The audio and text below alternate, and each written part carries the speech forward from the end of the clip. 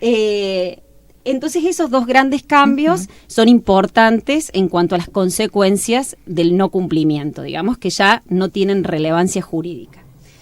Los cónyuges se deben de asistencia mutuamente, igual que el código anterior, y en cuanto a los alimentos, los cónyuges se deben alimentos en la medida que el que reclame alimentos pruebe que dependía económicamente del otro cónyuge. Eso decir, ya en el divorcio. No. Durante el matrimonio. Ajá. Si yo durante el matrimonio o la separación de hecho, todavía no me divorcié, sí. estoy separada de hecho, reclamo alimentos, ¿sí? Voy a tener que probar que yo dependía económicamente de la otra persona para que se me brinden esos alimentos. ¿Y antes cómo era? Y para ¿Había diferencia? Es más o menos lo mismo. Ajá, exactamente bien. igual. Hay muchos cambios en eso. En eso no hay muchos cambios. Para pautar esos alimentos, el juez va a tener determinados en cuenta conceptos como que el estado de salud, la capacidad de probarse los alimentos y demás. Post-divorcio ya no hay alimentos. Antes, si el divorcio era culpable, sí existía la obligación alimentaria. Hoy, como ya no existe el divorcio culpable, los alimentos post-divorcio son excepcionales. Ajá. ¿Excepcionales en qué? Uno es que los excónyuges puedan haber pautado alimentos en esta organización de su divorcio y así se lo pueden llevar adelante, o en los casos que específicamente la ley determina de que hay obligación alimentaria aunque haya habido divorcio, que es en el caso de una enfermedad grave que preexistió al divorcio en su diagnóstico, el cónyuge que requiere la prestación alimentaria pese al divorcio puede reclamarla. Y el otro caso es cuando ese cónyuge no tiene recursos propios suficientes para mantenerse, digamos, económicamente. Pero en este caso, la prestación alimentaria es reducida solo a las necesidades básicas y si estamos hablando realmente de un estado de indigencia, ¿sí? No es la mera necesidad económica, sino es algo que solo cubre las necesidades básicas. Y esta prestación alimentaria post-divorcio está limitada en el tiempo porque nunca va a exceder el tiempo que estuvieron casados. O sea que si estuvimos casados 5 años, la obligación alimentaria post-divorcio no va a poder ser más allá de los 5 años que estuvimos casados. Ajá. ¿Sí? ¿Ahí cambió con respecto a antes? Esto sí, porque antes, cuando había un divorcio culpable, la prestación alimentaria, el otro cónyuge tenía la obligación de mantener al cónyuge inocente en el mismo nivel de vida que tenía cuando estaban casados. Ajá. Entonces, ya ahí no hablábamos de necesidades básicas y ya ahí no había tiempo determinado por el que se daba esa prestación alimentaria. Era indeterminado, salvo que ocurrieran determinadas causales, como es el que se volviera a casar y demás. Bien. Entonces, en eso ha cambiado bastante el tema del matrimonio en los alimentos post-divorcio. Y lo que cambió importante es el tema del régimen patrimonial en el matrimonio. Antes, cuando nos casábamos, sí o sí estábamos sujetos al régimen de bienes gananciales, es decir, que todos los bienes que se adquirían después del divorcio se consideraban que eran 50% de uno de los cónyuges y 50% del otro. ¿Ahora? Hoy, las partes que van a contraer matrimonio, incluso las que ya están casados, tienen la posibilidad de elegir el régimen patrimonial que los va a regir a lo largo de su vida matrimonial. Es decir, que ahora tenemos la opción de estar en el régimen de ganancialidad, que en caso de silencio sigue siendo el régimen supletorio, que se considera que las partes han elegido, o bien optar por el régimen de separación de bienes. Lo es decir, que lo tuyo es tuyo. El clásico, lo mío es mío, lo tuyo es tuyo, que antes no era así, digamos. Claro. Si bien estos dos regímenes se pueden elegir, hay un régimen que se llama primario, que es un régimen básico y que es inmodificable por las partes. Es decir, que pese a que yo elija el régimen de separación de bienes o el ganancial, hay determinados puntos que sí o sí van a ser obligatorios para los cónyuges. ¿Cuáles? Esto es el deber de contribuir al propio mantenimiento, al mantenimiento del hogar y al mantenimiento de los hijos. Eso no lo pueden modificar las partes por su decisión. Es así. La limitación que tienen a la libre disponibilidad de la vivienda familiar. Es decir, que por más que yo tenga un régimen de separación de bienes, la vivienda familiar no puede ser vendida, puesta en garantía, o sea, ponerse en riesgo sin el asentimiento del otro cónyuge, ¿sí? Por más que yo haya firmado que lo mío es mío, que lo tuyo es tuyo, la vivienda familiar está protegida.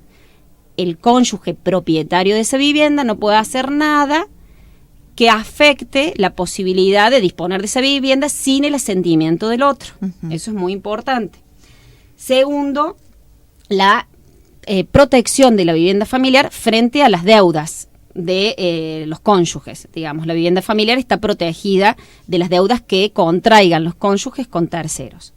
Y por último, la responsabilidad solidaria que tienen ambos cónyuges frente a las deudas contraídas para el mantenimiento del hogar. Es decir, que no puedo decir, a partir de ahora todas las deudas son tuyas y le respondes con tus bienes. No, si hay deudas que se contrajeron como consecuencia de la educación de los hijos, del mantenimiento del hogar, de los alimentos y demás, son de ambos cónyuges, ¿sí? Independientemente del acuerdo al que lleguen de cómo son los bienes, si propios de cada uno o gananciales 50 y 50, ¿sí? Esto da lugar a las convenciones matrimoniales, que también estaban contempladas en el código anterior, pero que estas convenciones matrimoniales son previas al casamiento, que los futuros contrayentes van a hacer en escritura pública, dice la ley. Si no lo hacen en escritura pública, se entiende de que son válidas, pero se han hecho con la intención de ser elevadas a escritura pública, ¿sí? O sea que es una nulidad relativa. Y esta convención matrimonial va a tratar sobre determinados puntos, no es amplia, digamos. El Código Civil específicamente enumera los puntos en que los futuros contrayentes se pueden poner de acuerdo. Uno es el inventario de los bienes que traen al matrimonio y la evaluación de los mismos, que esto es importante al momento del divorcio, porque eso ya me está preconstituyendo la prueba de que ese bien era propio y que ingresó al matrimonio, es decir, que continúa siendo propio si yo me divorcio, ¿sí? Todo esto hacerlo antes del matrimonio. Esto antes del matrimonio. Realmente no se habla de eso, pero hay que hacerlo. No se habla. Nosotros no estamos muy acostumbrados a la utilización de las convenciones matrimoniales y sinceramente antes era más limitado y al no poder elegir el régimen patrimonial que después seguía el matrimonio, digamos que su utilización era prácticamente nula. Actualmente, creo yo, que a medida que esto se vaya desarrollando, se va a ir poniendo lo mejor un poco más en práctica. Si bien todavía como sociedad somos reacios, porque el amor para toda la vida por sobre la convención patrimonial. Estamos pensando en casarnos y estamos hablando por si nos separamos. ¿Cómo vamos a hacer? Pero bueno, no solo cómo nos separamos, sino cómo llevamos adelante en el caso que nos separemos, ¿sí? Es cómo llevar adelante nuestro matrimonio en el caso que nos separemos. No necesariamente estamos hablando de que nos vamos a divorciar, pero sí es una posibilidad prevista y que esta convención eventualmente ayuda.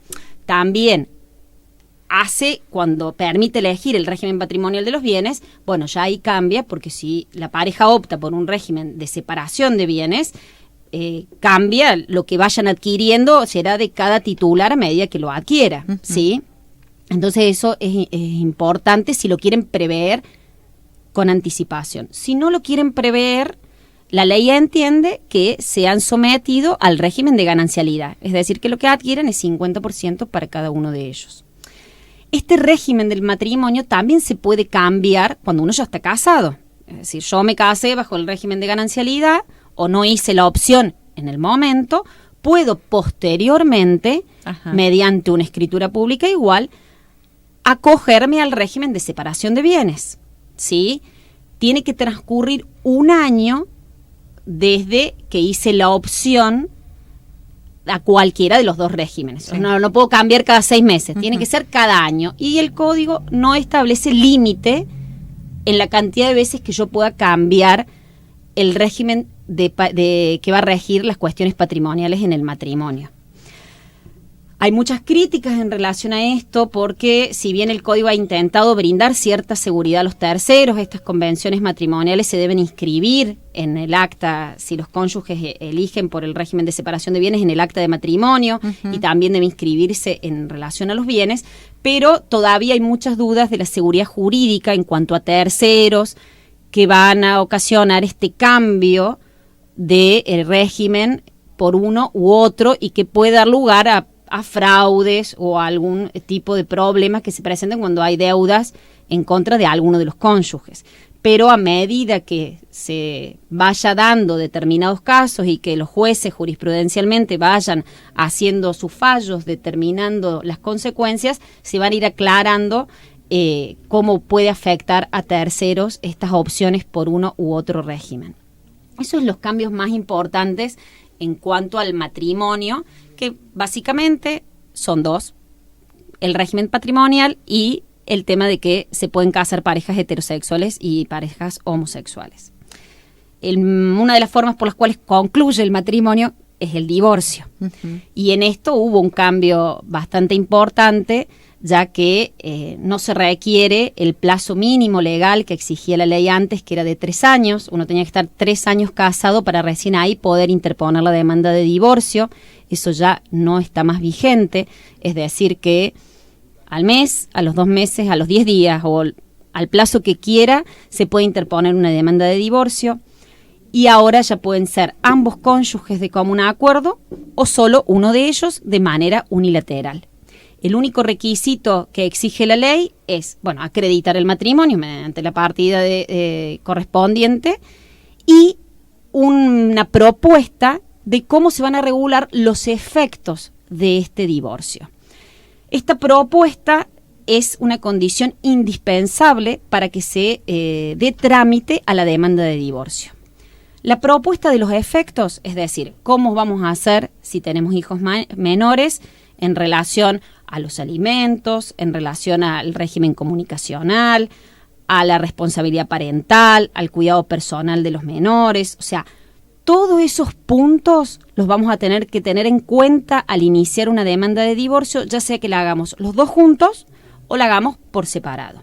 Vamos a tener que brindar una solución relacionada con esos puntos.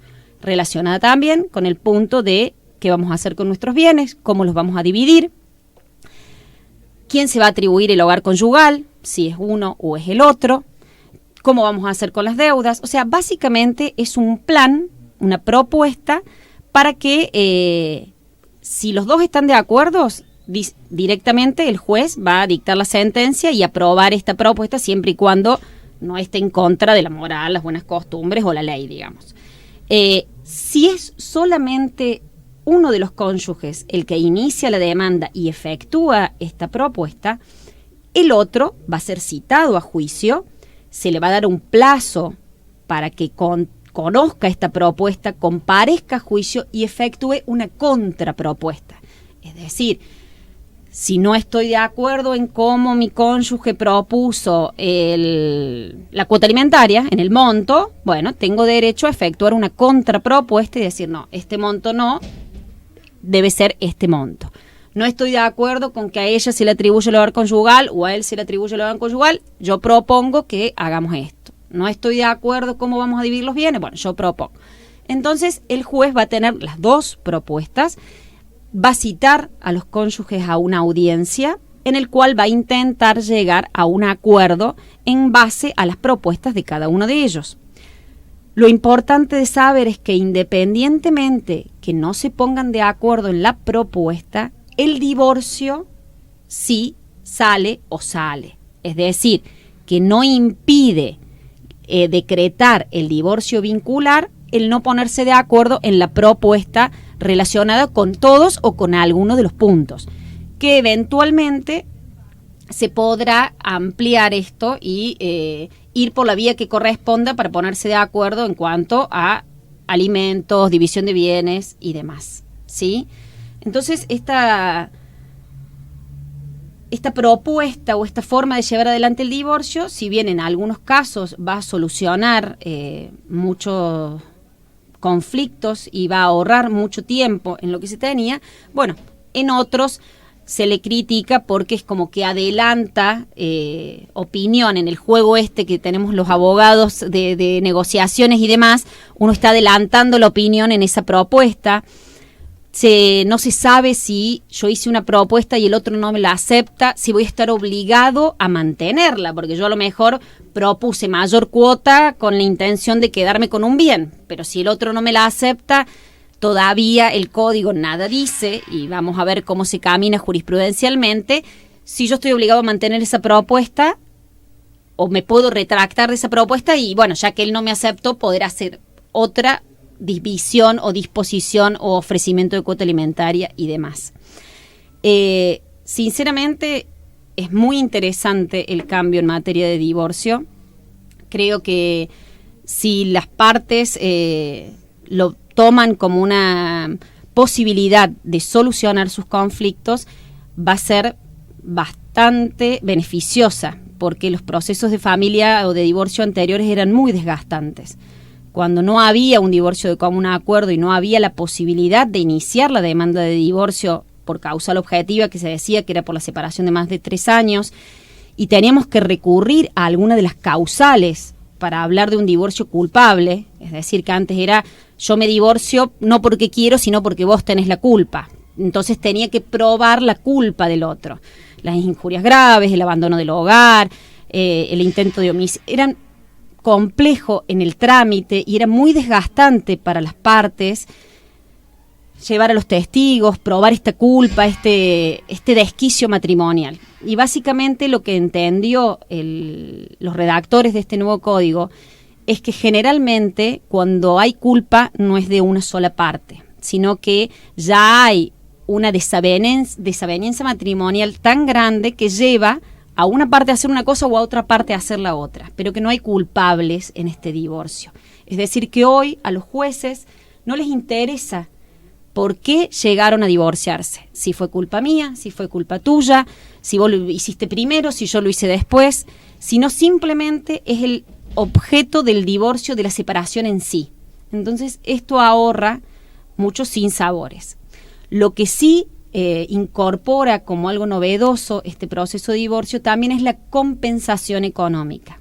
Es decir, que si alguna de las partes queda en un desequilibrio económico tangible, puede reclamarle al otro una compensación económica a los fines de equiparar el daño sufrido.